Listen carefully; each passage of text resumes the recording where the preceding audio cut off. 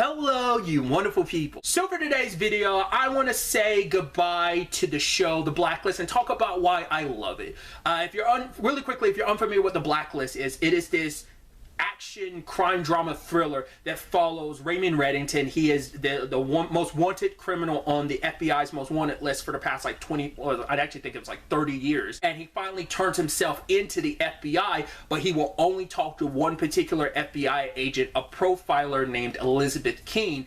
And now an entire task force is kind of built around Reddington saying, like, I will actually cooperate with you. I will give you the names of people you're not even aware of that exist. Powerful players, powerful criminals that are doing a lot of heinous stuff out there in the world. So we will work together and you will check these names off this blacklist of mine of criminals you should take down. So that's kind of like the bare minimum about what the show is. That's kind of at the core what the show is all about.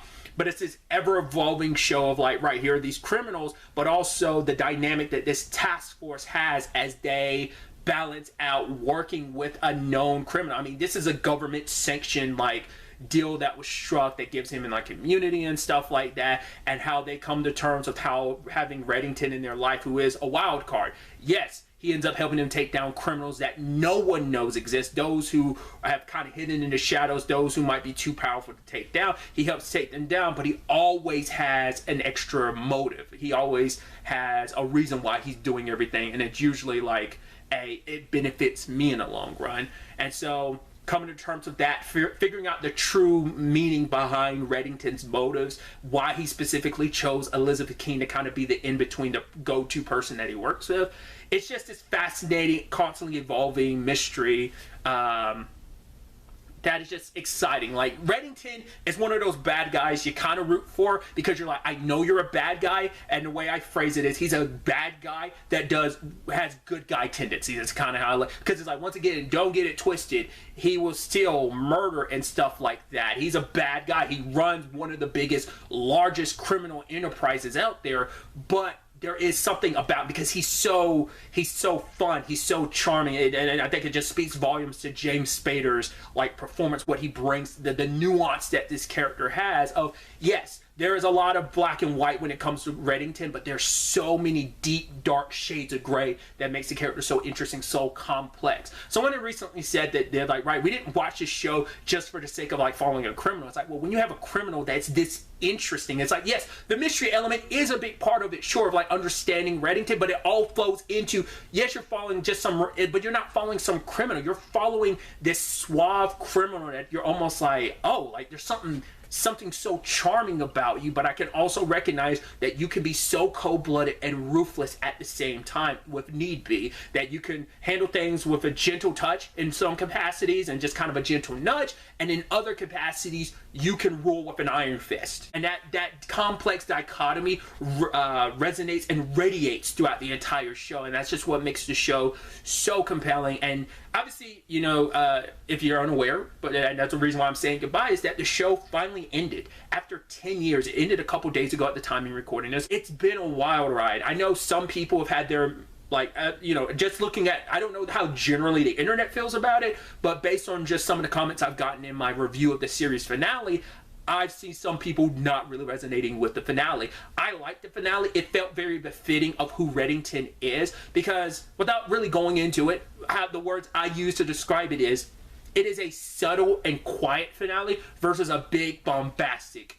like, oh, like it's wild, it's insane. It's like, no, it's slow, it's lower energy, it's quiet, it's a little more personable. That's kind of how I put it. I could see why, but for some people they felt like they didn't get the answers they wanted, which I talked about. I was like, that confuses me, because I feel like the main answers we kind of already got. I won't specifically answer what, but like, you know, the big one of, oh, who is Red and why has Red done what they've done? Like, we've gotten a lot of those answers over the course of the show. We got the biggest question of it all, like, who is Raymond Reddington and stuff like that, without really going into that if you haven't really haven't watched the show and don't know that. But I'm like, we got the answer to that. That's why I'm almost like, what else do people want? Like, I guess it's just the lead up, the ending just wasn't what people wanted, and that's obviously the larger conversation. Now, finales rarely are. Like, it's always hard to kind of bring a show to a conclusive end that universally everyone will love. I feel like there might be some examples, but even then it's like, well, I might like this, but I don't know how generally most people feel about something, you know? So, but like, I enjoyed the ride. It is 10 years of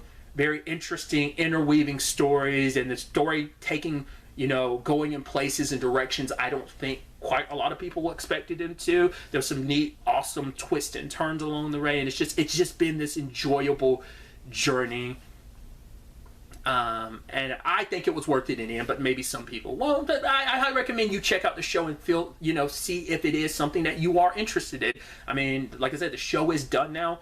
Like I said, it's been a journey and a ride, and I've loved every step of the way. It is sad to see this journey that's been 10 years going, to have it come to an end. It's just so sad, you know. So, but I've enjoyed every step of the way. I've commented on this, and I'll kind of include it here too. I commented on this during my review of the series finale. I am kind of bummed we were never able to get the full, like, spin-off show, because if you're unaware, there was a spin-off show a couple years back, probably around season 4 or 5, I think is when the spin-off happened. It's called The Blacklist Redemption. It was basically following Tom, Elizabeth's husband.